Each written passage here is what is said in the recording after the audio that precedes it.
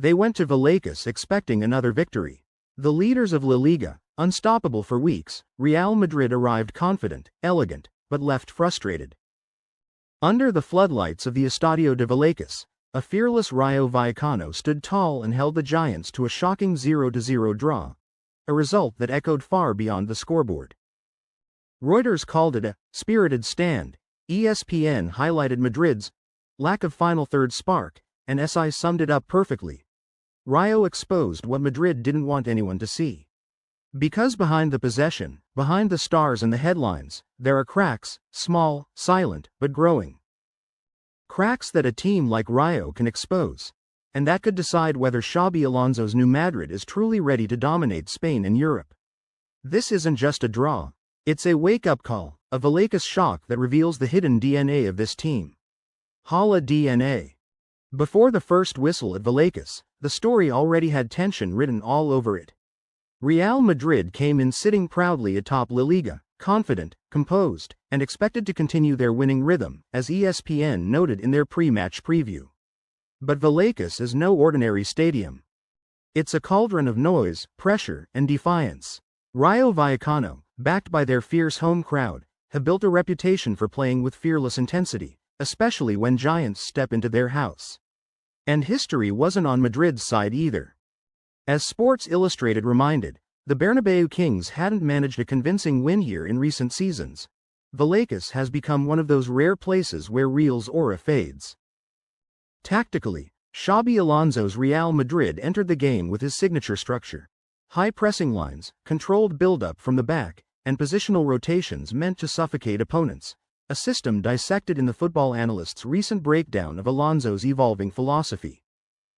But Rayo, under pressure yet fearless, countered with a disciplined defensive block, lightning-quick transitions, and relentless aggression in midfield.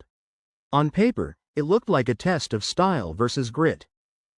In reality, it would become something deeper, a clash that exposed the limits of control, and the danger of believing dominance always guarantees victory. From the first minutes, the rhythm told a story that Madrid didn't expect. Real started sluggish, almost cautious, while Rayo Vallecano came out brave, pressing high and testing Madrid's back line with quick, direct attacks. As ESPN reported, the hosts looked sharper and more aggressive early on. Despite Madrid's trademark control of possession, their dominance meant little, the chances simply weren't coming. Sports Illustrated noted that for long stretches, Rayo's expected goals actually surpassed Madrid's, a rare sight for the league leaders. By the middle phase, Madrid tried to accelerate. Modric and Valverde pushed higher, Mbappé dropped deeper, and Bellingham looked for space between the lines. But creativity dried up at the edge of the box. Rayo's compact shape held firm, organized and disciplined, perfectly prepared for Madrid's patterns, just as ESPN highlighted in their tactical recap. When changes finally came from Xabi Alonso, they felt late, almost reactive. The real champs pointed out that substitutions lacked spark and rhythm, as if Madrid were chasing clarity rather than control. In the final stretch, it became a siege. Real surrounded Rayo's box, crosses flying in from every side, yet every shot met resistance. Goalkeeper Augusto Batalla, as Reuters praised, stood like a wall, his saves sealing a heroic draw for the home side. The whistle blew at 0-0. No goals, no triumph. Just the echo of a night when Rayo Vallecano stopped the champions in their tracks and turned Vallecas into a mirror, reflecting Real Madrid's struggles more clearly than ever. What truly shook Madrid that night wasn't the draw itself, it was how they looked while drawing. For all their control and possession, Real Madrid's attack seemed stripped of imagination. As Sports Illustrated observed, they passed, circulated, and pressed forward, but without any real incision. The ball moved beautifully until it reached the final third, and then, silence. That silence grew heavier with each failed cross, each recycled pass. Even Kylian Mbappé, usually the spark of inevitability, was unusually muted. His movements were predictable, his shots minimal, his presence distant.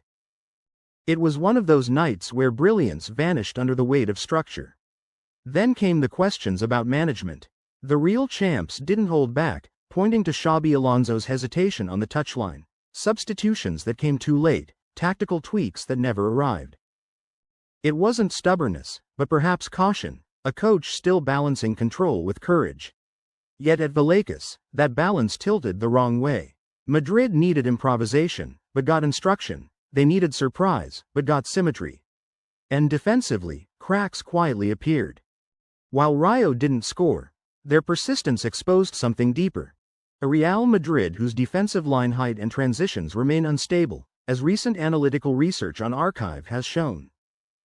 Each time Rayo broke forward, the backline retreated unevenly. Small details, yes, but in football, details decide fate.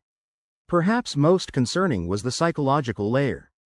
As beIN Sports noted, Rayo's courage revealed Madrid's discomfort against the fearless small clubs. When the opponent refuses to bow, Real sometimes lose rhythm, even identity. The aura of inevitability fades, replaced by impatience. So yes, Madrid kept their clean sheet. But they also kept their doubts. The Vallecas night didn't expose weakness in talent, it exposed fragility in conviction. And for a club that lives on dominance, that is the most dangerous weakness of all. Rayo Vallecano didn't just survive the game, they orchestrated it. Their plan was simple, almost humble on paper, but executed with precision and courage. From the first whistle, Rayo built a compact defensive wall that strangled the spaces Madrid usually thrives in. Their shape stayed low, but it was never passive. Every time Madrid tried to push into the final third, a red and white shirt was there to close the channel, to delay the pass, to frustrate the rhythm. This was a masterclass in controlled resistance, a defensive structure designed not only to block but to bait. And when they won the ball, they didn't waste it. The counterattacks were fast, direct, and purposeful. Rayo used width intelligently, stretching Madrid's full backs, dragging the midfield out of shape, and forcing the defense to sprint backward repeatedly. That's where the psychological battle was won. Not in possession, but in rhythm. The Vallecas crowd roared with every recovery, every clearance, every tackle, amplifying Rayo's intensity while suffocating Madrid's composure. Perhaps the most impressive part was how they neutralized Madrid's stars. Mbappé, Bellingham, and Vinicius found themselves isolated, disconnected from each other, their usual chemistry reduced to fragments. Rayo didn't mark men, they marked zones. Whenever a white shirt entered the danger area, two defenders collapsed on him instantly. It was disciplined, collective, fearless, the kind of tactical unity that smaller teams rarely sustain for 90 minutes. By the end, Real Madrid were not beaten on skill but outsmarted on structure. Rayo Vallecano turned Vallecas into a trap, a tactical maze that exposed every hesitation, every flaw. They didn't just exploit Madrid's weaknesses, they made them impossible to ignore. The Vallecas draw will echo far beyond one weekend, because it forced Real Madrid to confront truths that statistics alone can't hide. Tactically, this match was a reminder that domination without disruption means nothing. Against deep, disciplined defenses like Rayo's, Madrid must rediscover creativity, not just control. Too often, their build-up was perfect until it reached the final third, then it froze. The lesson is clear. Alonso's Madrid needs players, or patterns, capable of breaking compact blocks through speed, risk, and improvisation. Order must make room for chaos. For Xabi Alonso, the match also underlined a growing challenge in his management, timing and adaptability. As the real champs and others observed, his changes came too late, too safe. A manager can control structure, but great managers control moments. In Vallecas, Madrid had no moment, no shift in energy, no spark from the bench. Alonso will need to show more courage in reshaping the tempo mid-match if he wants his project to mature. The broader consequences are already being felt. As the Times of India reported, the draw reopened the La Liga race, giving rivals like Barcelona and Girona a lifeline to close the gap. It's not just about 2 points dropped, it's about momentum lost. A team defined by its aura must now defend it. Looking forward, the danger is systemic.